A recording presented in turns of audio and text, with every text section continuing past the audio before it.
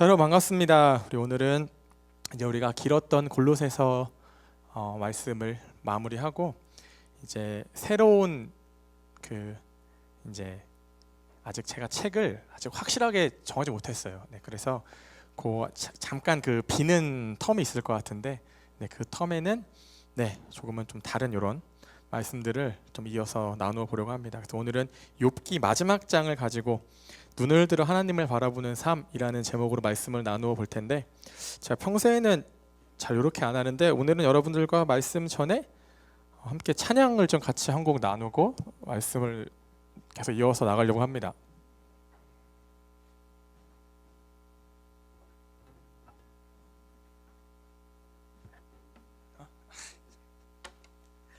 네, 되게 오래된 찬양이라서 여러분들은 거의 다 모르실 것 같아요. 저도 몰랐던 찬양이기 때문에 욥기의 내용과 되게 잘 그냥 저는 그렇게 묵상을 해서 여러분들에게, 제목은 나의 하나님이라는 찬양이고요. 우리가 알고 있는 나의 하나님 찬양 아닙니다. 되게 짧은 찬양인데 가사 따로 없을 거예요.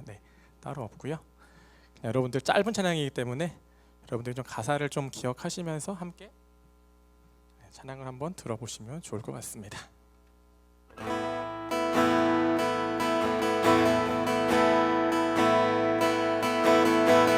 나의 하나님, 나의 하나님, 능치 못한 것 전혀 없네. 나의 하나님, 나의 하나님, 능치 못한 일 없으신 나의 하나님.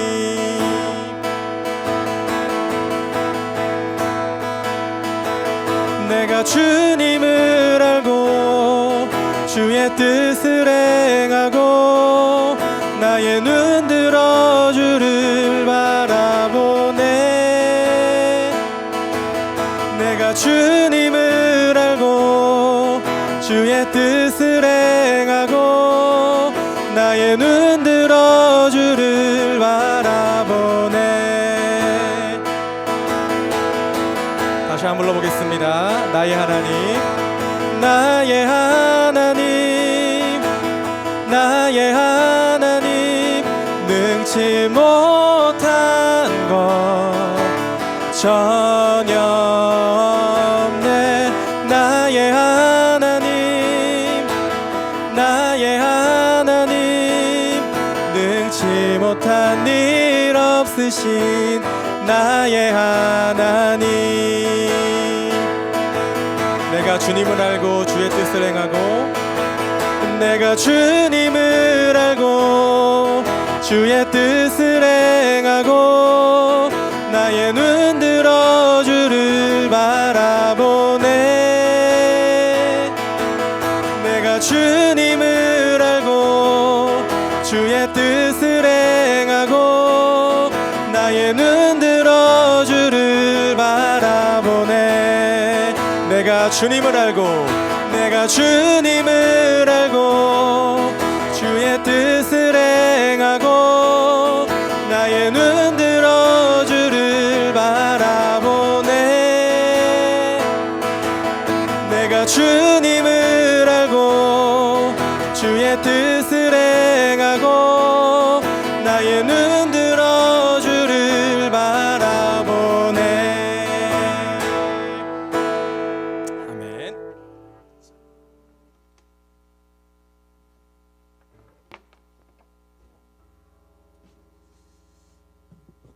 자, 여러분, 이 찬양은요 2014년에 발매됐던 김재선의 1집 타이틀곡입니다. 제가 만든 찬양이고요. 제가 한 10년 전인 것 같아요. 딱 10년 된 것 같아요. 10년 전에 욥기를 묵상하다가 오늘 나눌 본문을 묵상하다가 제가 불현듯 뭔가 멜로디가 떠올라서 찬양을 만들었습니다. 그게 바로 이 찬양이었고요. 뭔가 그때 제 상황이 뭔가 여러분 욥의 어떤 고난과 어떤 욥이 당했던 그런 것들, 아픔과는 비교할 수 없을 만큼 정말 미약한 그런 인생의 어려운 시기를 보내고 있던 때였는데, 뭐 가정적으로도 그렇고 제가 앞으로 나아가야 될 길에 대한 불안함도 있었고, 또 그때 한창 이제 지금의 제 아내랑 우리가 결혼까지 가냐 못 가냐라고 한창 싸울 시기도 했었고, 그래서 여러 가지로 뭔가 참 인생에 대해서 어려움들이 있었을 때 그냥 욥기를 묵상을 하다가 그냥 이게 그냥 멜로디가 이렇게 떠올라서 혼자 집에서 이렇게 기타로 이렇게 치면서 한번 만들었던 찬양이었어요. 근데 10년 동안 봉인해두고 있다가 이제 말씀을 준비하면서 맞다, 그때 내가 요 말씀으로 찬양을 만들었던 게 떠올라서 다시 막 가사도 기억해서 써보고 다시 막 코드도 다시 이렇게 적어가면서 그래서 함께 그냥 오늘 우리가 욥기 요 본문으로 말씀을 나누기 때문에 여러분들과 함께 찬양을 한번 나눠보고 싶어서 소개를 드렸습니다. 자, 우리가 인생을 살아가다 보면 종종 오해로 인한 갈등을 겪기도 하고, 또 나의 어떠한 무지함 때문에 창피를 당할 때도 분명히 있을 겁니다. 자, 이 오해로 인한 갈등이 심화되면 관계가 여러 번 때로는 틀어질 때도 분명히 있을 거고, 또 이 나의 어떠한 무지함들을 즉각적으로 내가 수용하고 받아들이지 않으면, 그것들을 바로잡지 않으면 사람들에게 무언가 내가 그냥 그저 그런 사람으로 평가절하 당할 수도 있는 것이죠. 그렇기 때문에 여러분들이 어떠한 내가 오해가 생기고 또 어떠한 무지함을 내가 마주했을 때에는 그때마다 즉각적으로 이런 것들을 좀 풀고 또 일깨움 받는 것을 우리가 부끄러워하거나 창피하거나 또는 두려워해서는 안 된다라는 것이죠.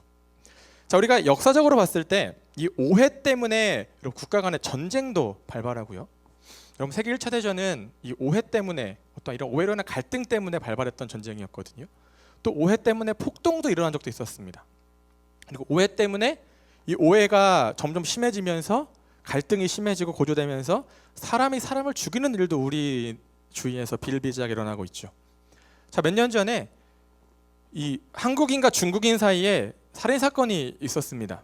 근데 왜 이런 일이 발생했냐면 서로 말이 통하지 않으니까 여러분, 이제 둘 다 번역기를 가지고 이렇게 휴대폰으로 주고받으면서 이렇게 보여주면서 대화를 나누고 있었는데, 이 번역하는 과정에서 한두 단어가 오역이 된 거예요. 그러니까 내가 의도한 건 이런 의미가 아닌데 이게 번역을 이렇게 하다 보니까 의미가 잘못 전달되면서 이게 상대방에게 전혀 다른 뉘앙스로 의미가 전달이 된 거죠. 그래가지고 이제 그것도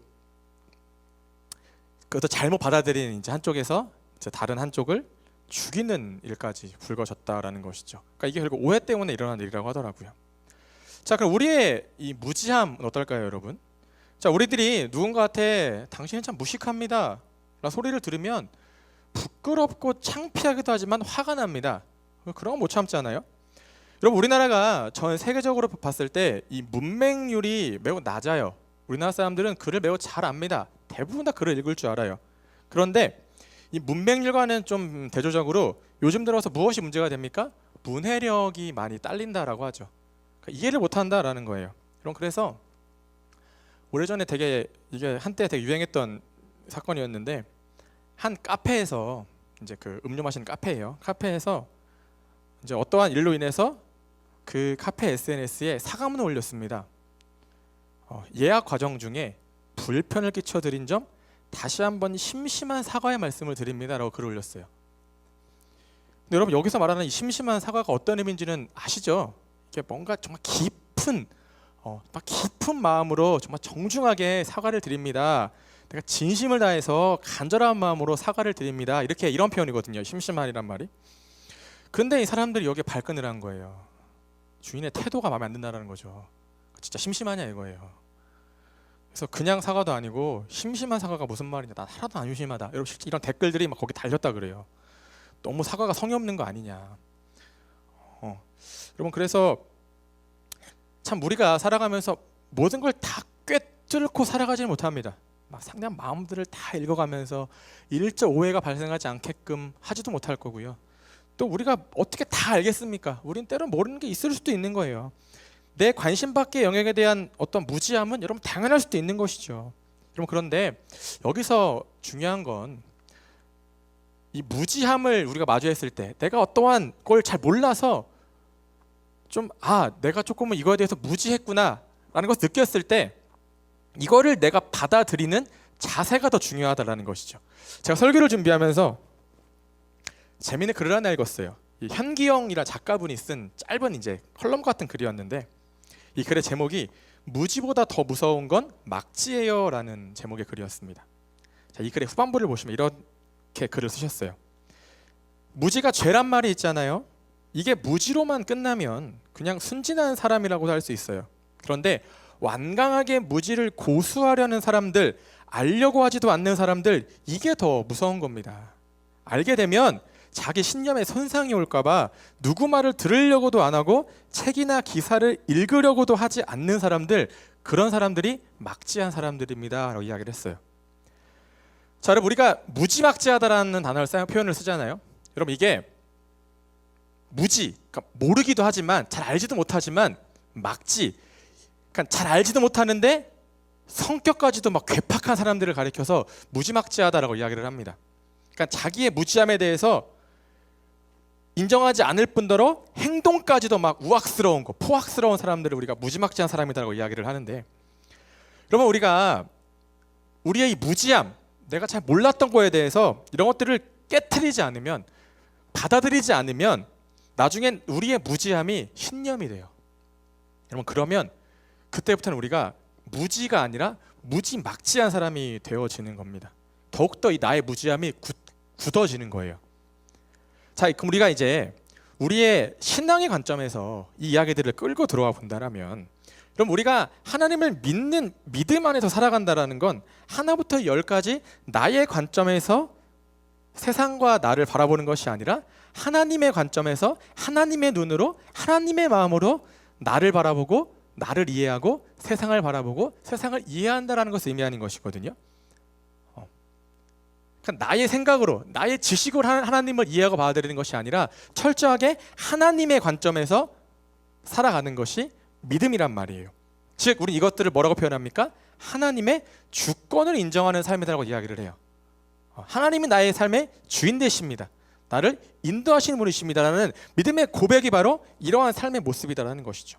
그래서 여러분들 모두가 예수님을 처음 만났을 때, 예수님을 처음으로 인격적으로 만났을 때 무엇이라고 고백했습니까? 예수님은 나의 구원자이십니다와 더불어서 예수님은 내 삶의 주인이십니다, 이렇게 고백을 했단 말이에요. 자, 여러분 봅시다. 주인을 섬기는 종이 있어요. 여러분, 성경이 말하는 종은, 특히 신약 성경이 말하는 종이라는 것은 단순히 조선시대의 어떤 하인 같은 개념이 아니라 여러분 정말 노예를 말하는 것이거든요. 주인을 섬기는 이 노예, 여러분, 이 노예가 늘 취하고 있어야 될 자세는 무엇일까요?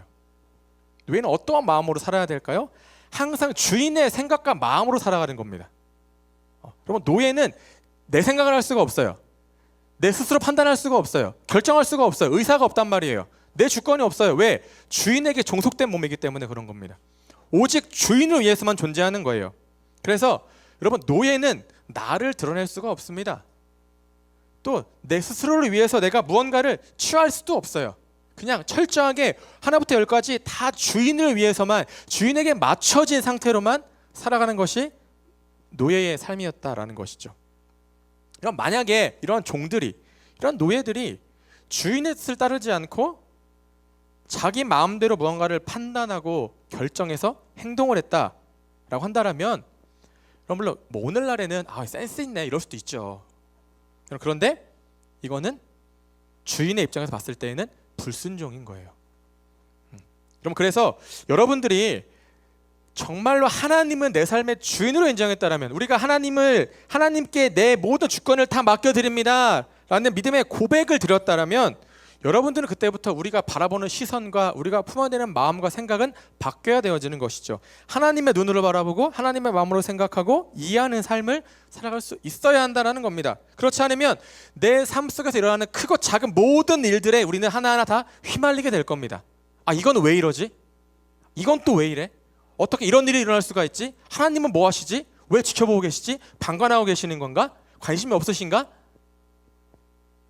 그러면 여러분, 이러한 마음들이 처음에는 요만했다가 점점 커지면 나중에 어떻게 됩니까? 하나님을 원망하고 불순종하는 삶을 살아가게 되는 겁니다. 의문이 커지면 커질수록 우리는 불순종을 하게 될 수밖에 없는 것이죠. 왜냐? 여러분이 잘 알잖아요. 우리가 살아가는 세상은 내 뜻대로 이루어지는 것보다 내 뜻대로 이루어지지 않는 일들이 훨씬 더 많습니다. 100 중에 한 98%는 내 뜻과는 전혀 무관하게 흘러가게 될 거예요. 자, 우리가 오늘 읽었던 이 본문 속에 등장하는 욥이라는 사람의 인생이 그랬습니다, 여러분. 자, 여러분들이 욥기를 천천히 읽어보시면 욥기 1장 1절부터 12절까지에서 소개된 욥의 이 모습, 욥의 삶과 1장 13절부터 42장 8절까지의 욥의 삶이 너무 달라요. 여러분들이 욥이라 이름을 들으면은 가장 먼저 무엇을 떠올리십니까? 고난이죠. 욥은 고난의 대명사예요.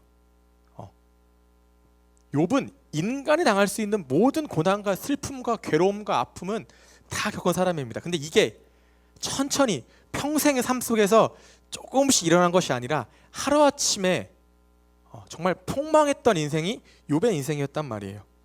자식을 잃었고요, 재산을 잃었고요, 몸이 병들었고, 심지어 인생의 동반자로 만났던 이 아내는 자신을 욥을 위로하기는커녕 너 그럴 바엔 차라리 하나님을 욕하고 죽어버려라, 스스로 그냥 죽어버려 라고 저주를 퍼부으면서 욥을 떠나가기까지 합니다.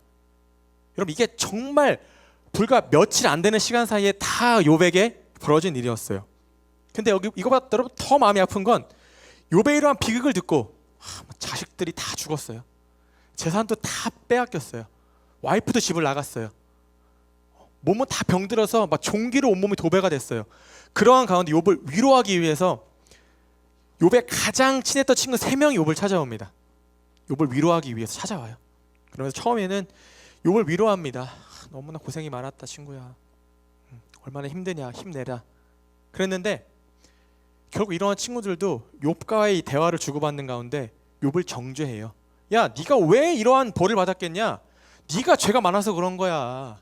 네 스스로 네가 경건하다라고, 네가 의롭다고 믿고 있었지, 그거 아니야. 너 인마 죄인이야. 네 죄가 많아서 그런 거야. 그러면서 권선징악을 주구장창 이야기하면서 네가 의로우면 왜 하나님이 너에게 심판을 주시겠냐? 네가 의롭지 않았기 때문에 그런 거야. 다 인과응보인 거야 임마. 이러면서 정죄만 주장창 하면서 욥을 더욱더 괴롭게 만드는 것이죠. 여러분, 그래서 욥이 점점 마음 가운데 심정의 변화가 찾아오는 거예요. 여러분, 성경은 욥을 어떤 사람이라고 이야기하냐면 욥기 1장을 보시면 초반부에 우스 땅에 욥이라 불리는 사람이 있는데 그 사람은 온전하고 정직하여 하나님을 경외하며 악에서 떠난 자더라 라고 소개를 합니다. 그럼 보세요. 이 동쪽 땅에 욥이라는 사람이 있는데 그 사람은 온전하고 정직해서 하나님을 경외하며 악에서 떠난 자래요. 여러분, 성경에 이 정도로까지 한 사람에 대해서 정말 이 믿음을 높게 칭찬받는 사람이 정말 몇 없거든요. 그러니까 욥은 그 시대에 이 동방 땅에서 아마 전 세계에서 가장 하나님을 잘 믿는 사람이었다라고 소개를 하고 있는 겁니다. 그러니까 욥은 처음에 자기에게 찾아온 고난을 담대하게 받아들입니다. 그럴 수도 있지. 그러면서 이렇게 이야기해요. 어떻게 우리의 인생 가운데 하나님께 좋은 것만 받으며 살아갈 수 있겠습니까?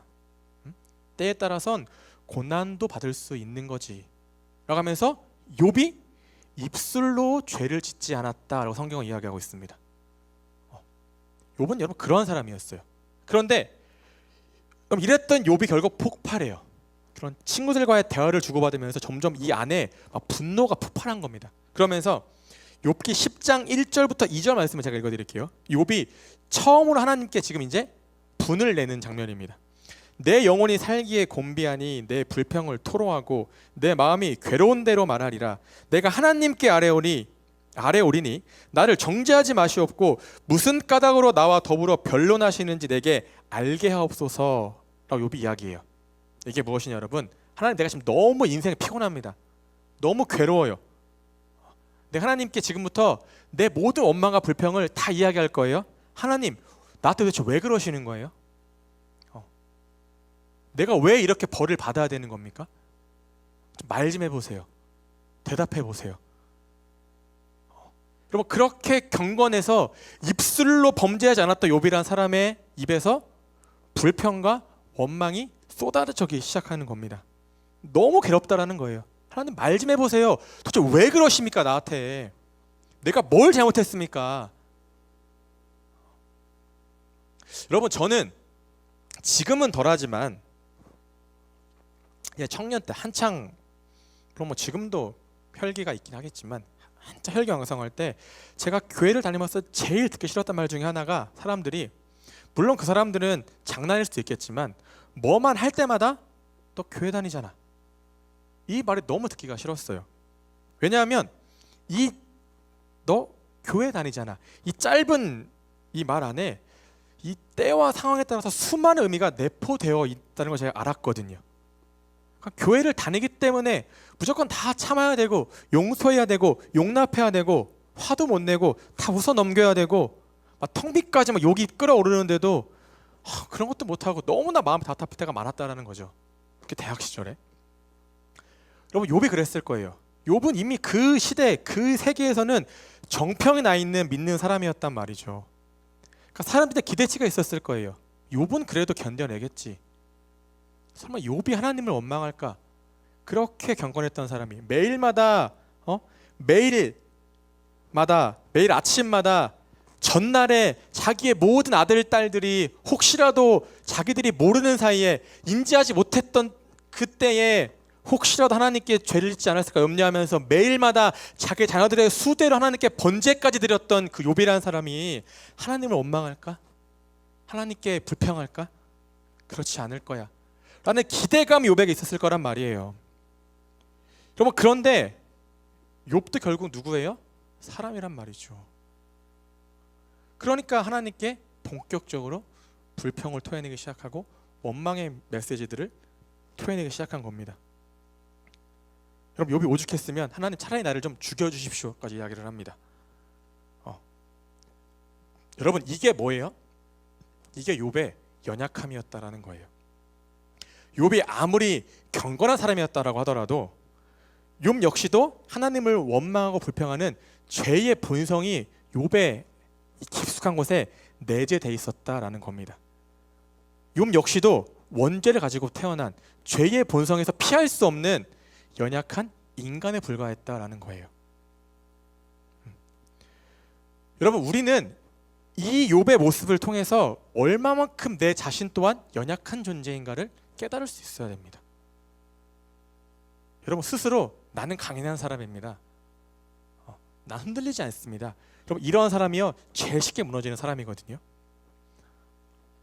여러분 내 안에는요, 여러분 안에는 저도 마찬가지예요. 죄의 본성이 있습니다.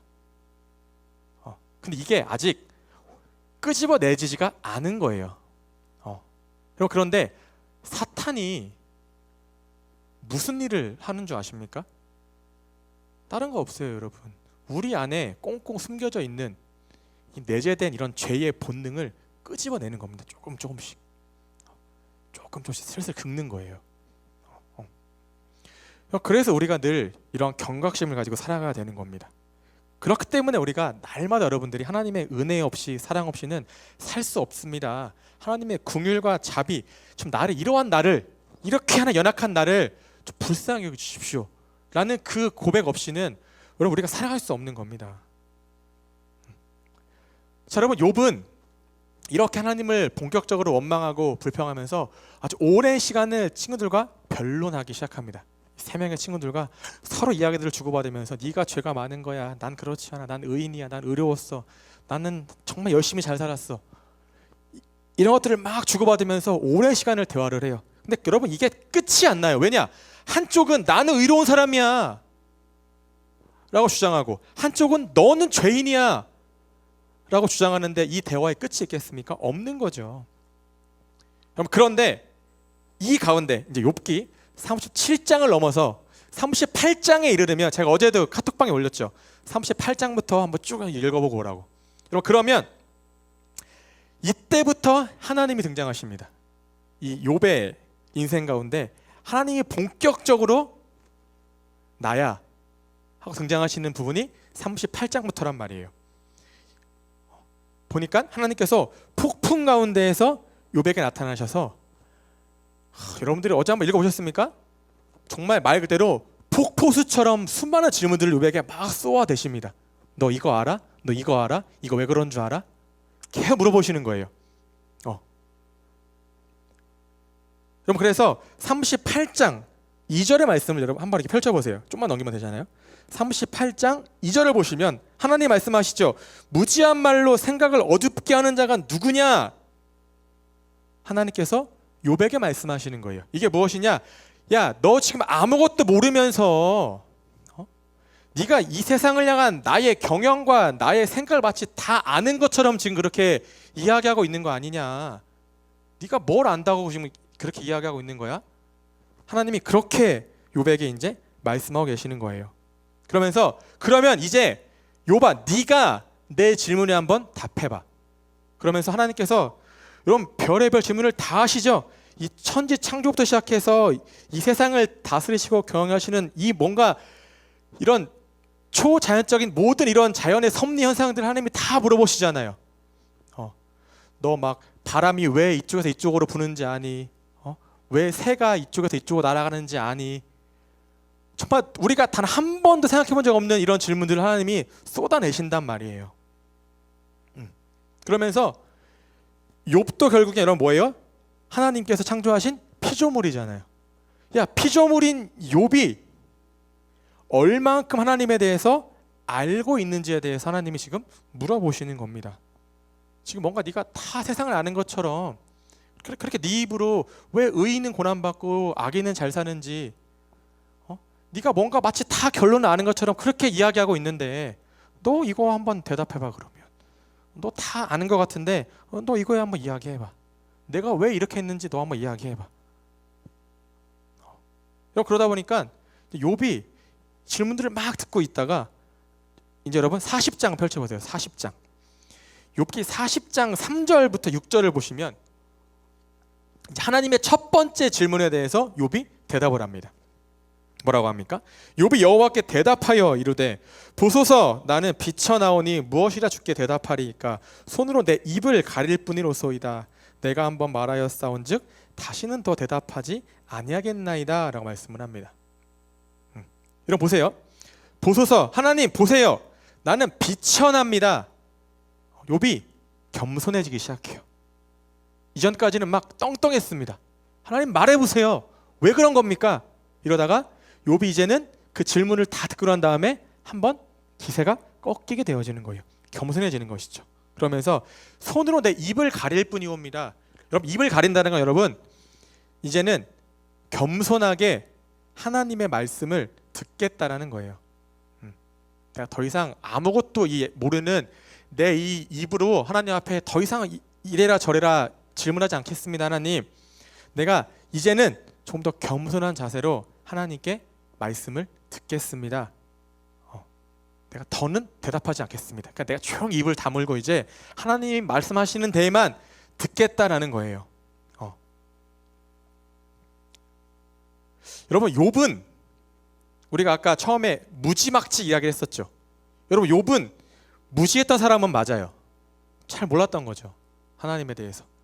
하나님께서 이 세상을 어떻게 다스리시고 하나님의 뜻이 무엇인지, 왜 이러한 일들이 나에게 일어나는지 전혀 몰랐지만 욥은 적어도 막지한 사람은 아니었던 것 같아요.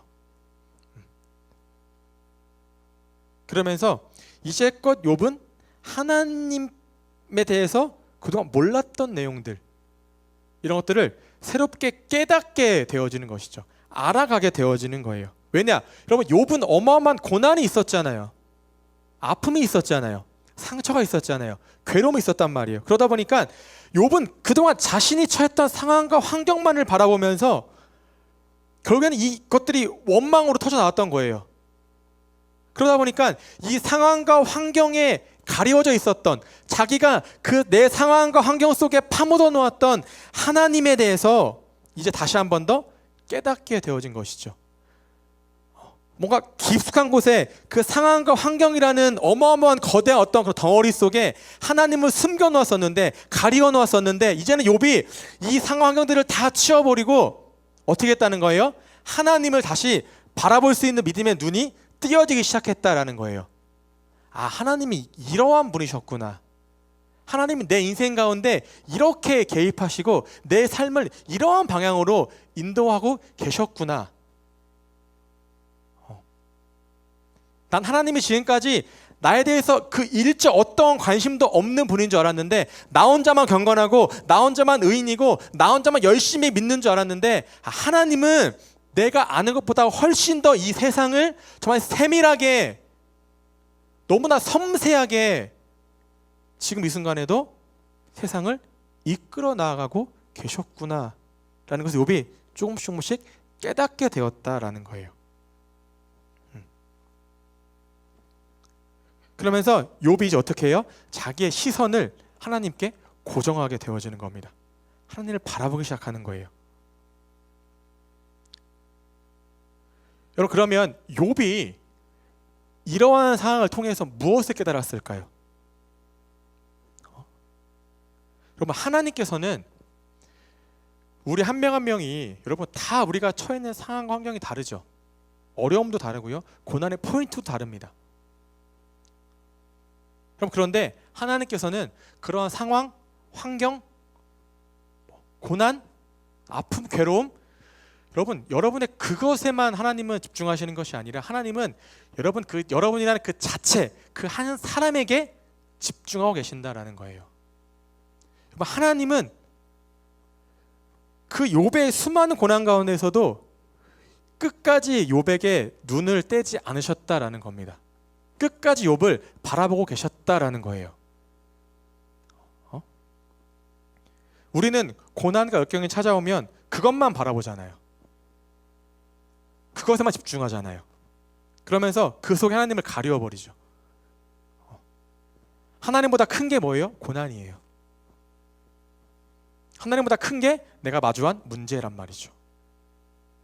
그런데 하나님께서는 그 가운데에서도 여러분들의 끝까지 시선을 하나님께로 고정하기를 원하신다라는 거예요.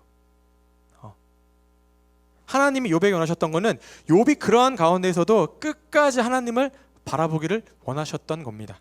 왜냐? 내가 지금 너를 바라보고 있으니까.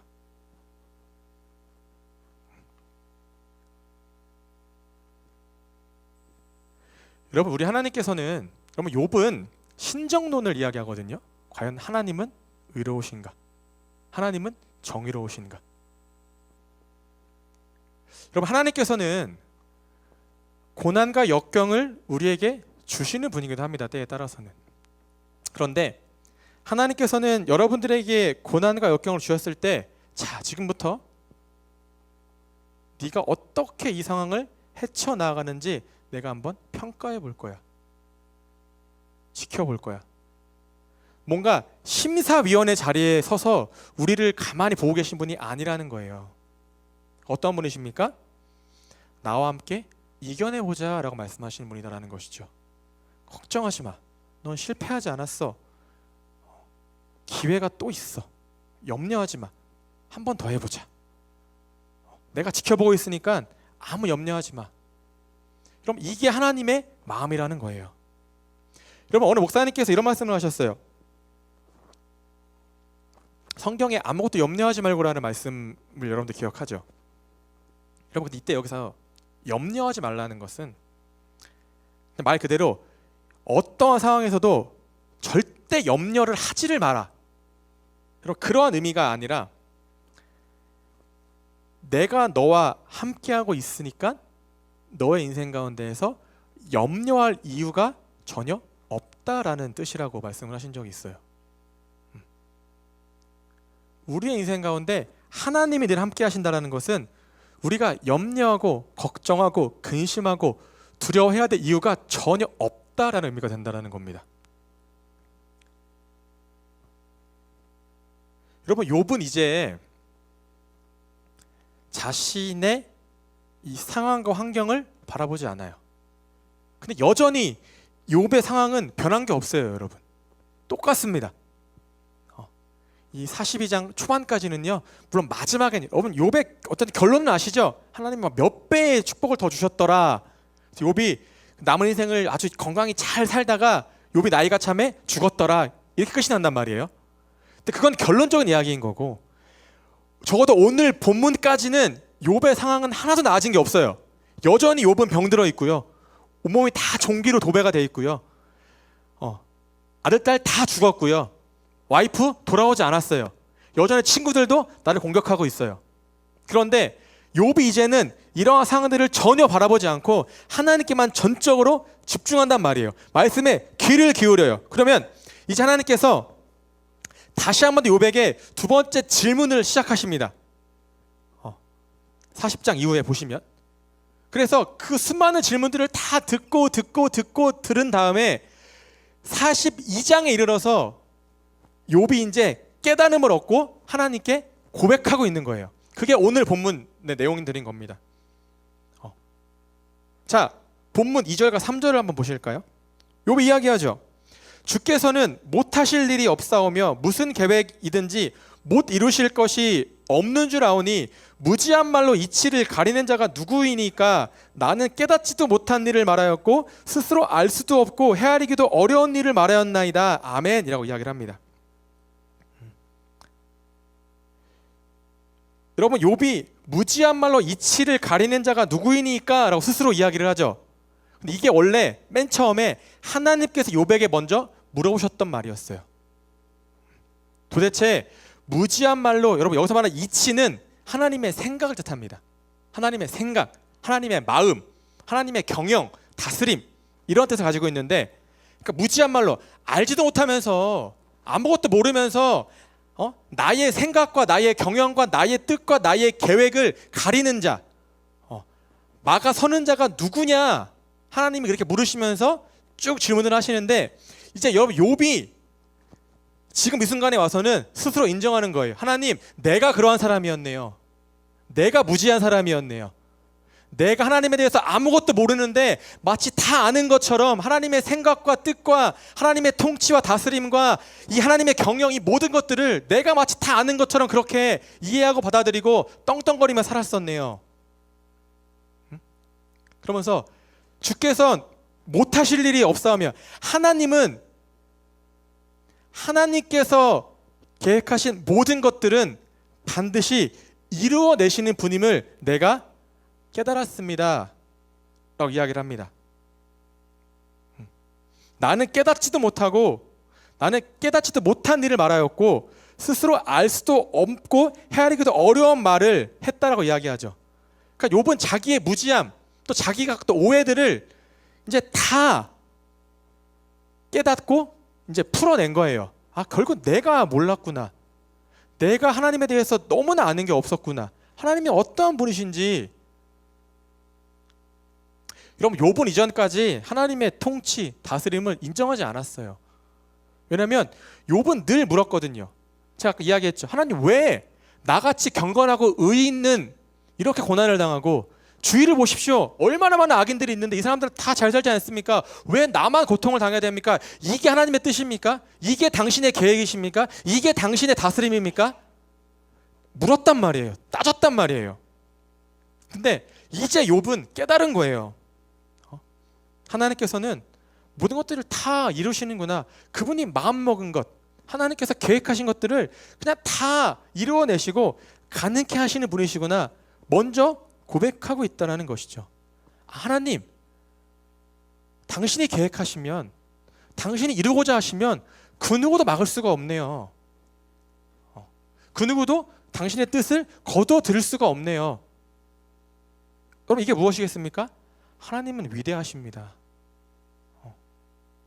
욥은 지금 그 고백을 하고 있는 겁니다.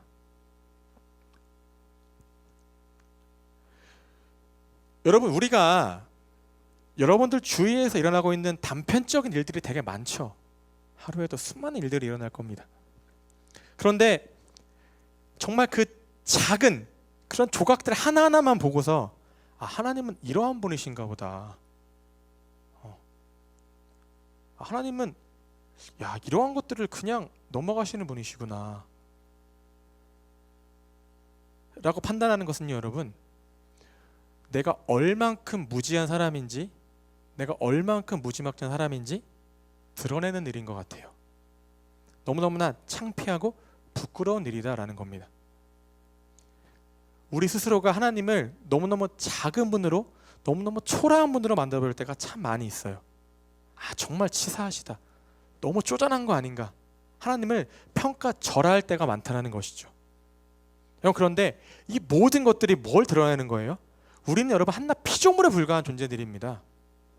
그런데 이 피조물들이 가지고 있는 이 무지와 한계를 내 스스로 온천하에 드러내는 거라는 거예요.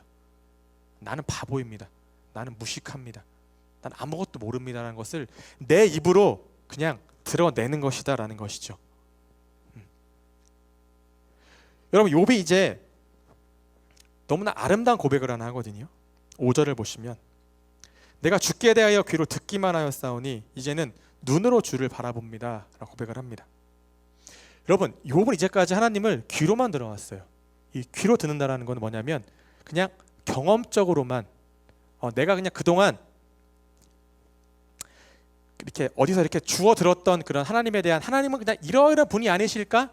이러한 분이실 거야, 이러한 얕은 지식, 그리고 그냥 인생 가운데에서의 작았던 경험들만 가지고 하나님을 바라봤던 거예요. 그러니까 내가 직접적으로 정말 삶 가운데 하나님의 은혜와 사랑을 체험해서, 이야, 이게 하나님의 정말 사랑이구나, 이게 하나님의 놀라운 계획과 뜻이구나라는 것들을 고백했기보다는 그냥 간접적으로만 이렇게 조금씩 맛만 봤던 거예요. 찔끔찔끔. 그러다 보니까 하나님은 정말 우리의 뭔가 이게 안 될 정도로 어마어마하게 거대하고 막 크고 놀라우신 분인데, 하나님을 정말 이렇게만 알고 있는 겁니다. 정말 하나님이 정말 이만하시다라면 욥은 정말 요 한 귀퉁이만 보고서는 하나님은 이러한 분이 아니실까? 오해하고 있던 거예요. 무지했던 것이죠. 여러분, 우리가 하나님에 대해서 하나님의 그 크고 위대하심 그 전체를 바라보는 것도 불가능하겠지만, 우리가 어떻게 하나님에 대해서 다 알아가겠습니까? 그건 불가능하거든요. 근데 저도 마찬가지인 것이고, 여러분들도 제발 작은 이 부분만 보고서 하나님에 대해서 오해하지 말라는 겁니다. 정말 우리가 알고 있는 것들은 정말 이렇게밖에 안 돼요.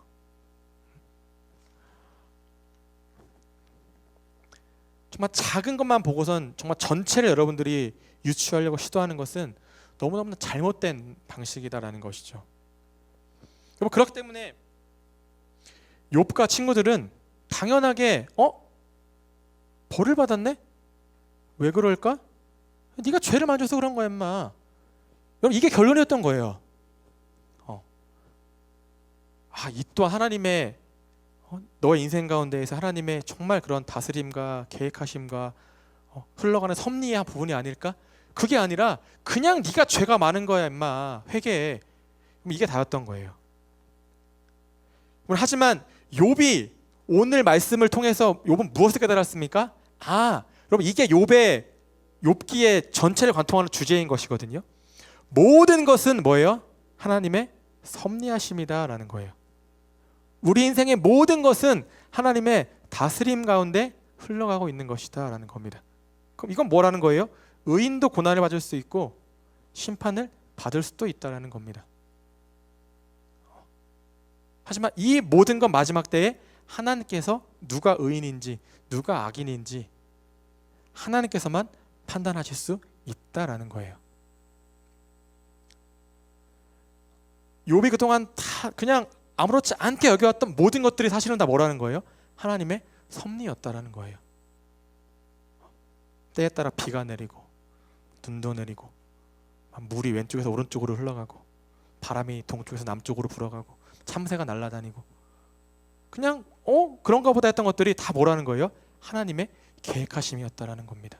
하나님의 다스리심이었다라는 거예요. 그래서 욥은 이제 뭐라고 하는 거예요? 이제 내가 하나님을 눈으로 바라봅니다. 내 이 고난과 역경의 시간을 통해서 욥이 직접적으로 만났던 하나님을 향한 믿음의 고백이 이 고백인 것이죠. 여러분, 전 여러분들이 백날 다른 사람이 만났던 하나님 속에 갇혀있지 않기를 원합니다. 여러분들이 책을 통해서, 간증을 통해서, 다른 분들의 어떤 설교를 통해서 그냥 제가 이러한 그 어려움 가운데 이런 하나님을 만났습니다. 물론 아멘. 근데 그건 여러분이 만난 하나님은 아니잖아요. 우리가 성경을 통해서 아브라함이 만난 하나님, 모세가 만난 하나님, 요셉이 만난 하나님 수도 없이 읽고 듣고 설교도 보잖아요. 근데 그치, 아브라함이 이러한 상황에서 하나님이 이렇게 나타나셨지. 여호와의 하나님. 다윗이 날마다 광야에서 양을 치면서 하나님의 임재를 경험했겠네. 다윗 좋네, 부럽네. 그럼 이게 끝이 돼서 안 된다라는 거예요. 왜냐? 아브라함이 만났던 하나님, 다윗의 하나님, 요셉의 하나님, 모세의 하나님, 여러분 그 하나님은 그때만이 아니라 지금도 우리의 삶 가운데에서 동일하게 살아 역사하신 하나님이신데 왜 우리는 날마다 자꾸 다른 사람이 만난 하나님만 찾아다니면서 거기서 은혜를 찾고 있습니까? 여러분 나의 하나님을 만나야죠. 여러분이 눈을 통해서, 내 눈을 통해서 직접적으로 내 삶 속에서 일하신 하나님을 충분히 만날 수 있는데 왜 우리는 만나지 못할까요? 왜 안 만나려고 그럴까요? 이거는 여러분 못 만나는 게 아니에요. 안 만나는 겁니다. 제 생각은 그렇습니다. 왜냐? 하나님은 늘 우리를 바라보고 계시거든요. 우리를 만날 준비가 돼 있으시단 말이에요. 우리가 안 만나는 겁니다. 우리가 피하고 있는 거예요. 여러분, 자, 오늘 말씀을 통해서 우리에게 하나님이 날마다 말씀을 주십니다. 오늘뿐만이 아니에요. 늘 말씀하십니다. 그런데 여러분들은 하나님께서 말씀을 통해서 우리가 무엇을 깨닫게 원하실까요? 하나님이 궁극적으로 원하시는 방향성이라는 게 있을 거 아니에요. 말씀을 통해서. 그게 무엇일까요? 여러분들이 말씀을 통해서 내가 죄인인 걸 깨닫는 거, 내 주제를 파악하는 거, 내 위치를 바로하는 거, 이것도 여러분 중요하죠. 근데 여러분 더 중요한 건 하나님께서는 결국 말씀을 통해서 하나님이 어떠한 분이신지, 하나님이 얼마만큼 크고 놀랍고 위대하시고 나를 사랑하시고 나를 바라보시고 나에게 집중하시고 계신지, 그러한 분이신지를 우리가 말씀을 통해서 깨닫는 것이 먼저 되어져야 한다는 겁니다. 우리는 여러분 말씀을 통해서 하나님의 위대하심을 먼저 볼 수가 있어야 한다는 거예요. 하나님께서는 말씀을 통해서 말씀 가운데 그분을 계시하셨거든요. 하나님은 말씀을 통해서만 드러나요. 우리는 말씀을 통해서만 하나님을 알 수가 있단 말이에요. 말씀을 읽지 않으면 하나님이 얼마나 이 세상을 사랑하시고 하나님이 얼마나 나에게 집중하시고 나에게 관심이 있으시고 나를 사랑하시고 나를 바라보시고 내 인생을 정말 세밀하게 인도하고 계시는지를 우리가 알 수가 없단 말이에요.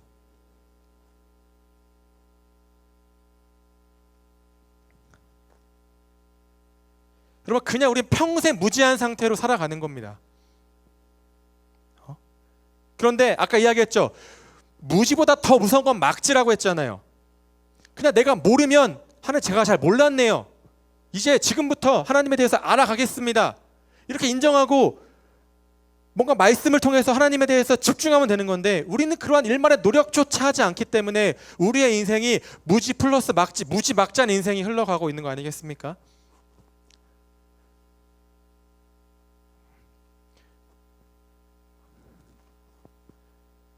여러분이 오늘 이 욥의 고백을 늘 기억하십시오.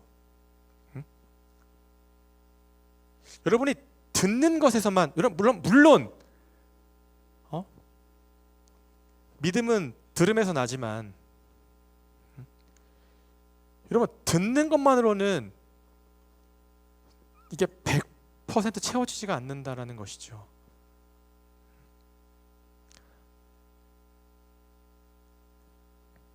여러분들이 이제부터는 오늘도 마찬가지입니다. 말씀을 우리가 들었잖아요, 여러분. 여러분 듣는 것에서만 그치면 안 되는 거예요. 저는 예전에 제가 참 이렇게 제 멘토 목사님 제가 소개해드렸어요. 서승호 목사님이 제 청년 때 설교 중에 이런 얘기 하셨었어요. 여러분 저는 물론 이게 이제 웃자고 하신 얘기지만 여러분 전 나중에 소원이 승호 복음을 한 권 쓰고 죽는 게 소원이라고 그랬어요. 여러분 우리가 살아가면서 제가 여러분들한테 아까 왜 그 찬양을 소개해드렸냐면, 여러분 제가 뭐 음악을 전공했습니까? 제가 뭐 악기를 잘 연주하겠습니까? 여러분 아니거든요. 여러분 저는 정말 그때 10년 전에 지금보다 더 맑고 깨끗하고 순수했던 바로 그때에 그냥 제가 정말 그 어려웠던 시기에 제가 만났던 하나님에 대해서 그 하나님을 정말 짧은 그런 노랫말로 만들어 본 거란 말이에요. 여러분들도 충분히 할 수 있다는 것이죠. 혹시 그러한 표현들이 아니어도 여러분이 정말 삶 가운데에서 직접 만난 하나님을 간증할 수 있는 삶을 사시기를 바랍니다. 그럼 우리와 욥의 인생이 뭐가 다르겠습니까? 고난의 모양만 다른 것이죠. 삶의 방향성만 조금 다를 뿐이겠죠. 자, 말씀 정리하겠습니다. 자, 그럼 6절을 보시면, 그러므로 내가 스스로 거두어드리고 티끌과 재 가운데에서 회개하나이다 말씀을 합니다. 여러분 욥이 회개한다라고 이야기를 합니다. 근데 이 회개는 여러분 사실 우리가 알고 있는 죄를 지었을 때 하나님께 용서를 구하는 회개와는 조금 다른 회개예요. 이거는 회개의 의미보다는 위로의 의미가 큽니다. 욥은 하나님께 위로받았습니다 고백하고 있는 거예요. 그런데 티끌과 재 가운데에서 하나님께 위로를 받았습니다 라는 표현은 뭐냐? 그럼 티끌과 재는 무엇이냐면 욥이 당했던 고난과 아픔을 상징하는 표현인 거예요. 이게 무슨 의미겠습니까? 아까 이야기했죠. 여러분 욥의 상황은 하나도 나아진 게 없어요. 달라진 게 없습니다. 그대로예요. 그런데 욥은 뭐예요? 하나님께 내가 위로를 받았습니다 고백을 하고 있다라는 것이죠. 여러분 결국 뭡니까? 욥을 향한 하나님의 진짜 마음은 위로의 마음이었다라는 거예요. 하나님은 여전히 욥을 바라보시면서 욥을 뭔가 호되게 혼내키시는 것 같지만 그 모든 말씀 가운데서는 욥을 향한 하나님의 깊이 있는 위로가 있었다라는 겁니다. 욥은 그걸 깨달았던 것이죠. 여러분 모두에게 하나님의 위로가 함께 하실 주님의 이름으로 축복합니다.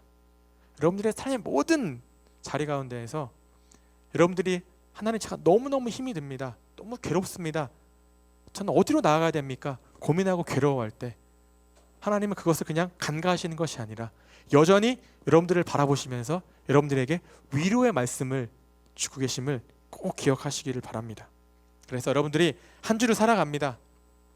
그때 정말 들음과 믿음이, 들음과 바라보는 것이 하나가 되어지는 그러한 삶을 살아내 보시기를 주님의 이름으로 축복합니다. 그러면 여러분들이 이전까지는 내가 경험하지 못했던 새로운 어떤 믿음의 세계가 열리게 될 거예요. 그리고 그때 우리가 하나님의 정말 깊이 있는 은혜와 사랑과 그 위로하심을 깨닫게 되어지는 것입니다. 그러한 것들이 여러분의 한 주의 삶 가운데 또 앞으로도 영원히 아주 충만하시기를, 가득하시기를 주님의 이름으로 축복합니다.